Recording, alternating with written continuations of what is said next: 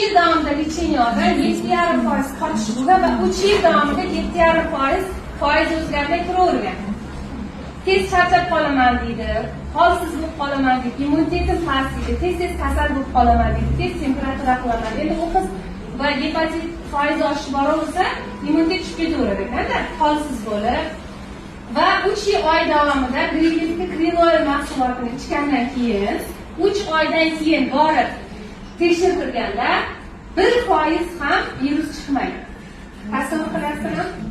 Xuddi shu narsani gapirib berayotganda, yana zalda bir ayol o'rnidan turyapti-da, turmush o'rtog'ida 6,5% qochish bo'lgan ekan va turmush o'rtog'ida xuddi shunday 6 oy davomida lecheniya olgan, hech narsa o'zgarmadi deyapti. Foiz o'sha o'zgarmadi. Va mana shu mahsulotni 3 oy davomida ichgandan keyin u kishi ham aytgan, borib tekshirtirsak deydi, 1% ham shunaqa virus aniqlanmadi dedi. O'rtoqlar, bu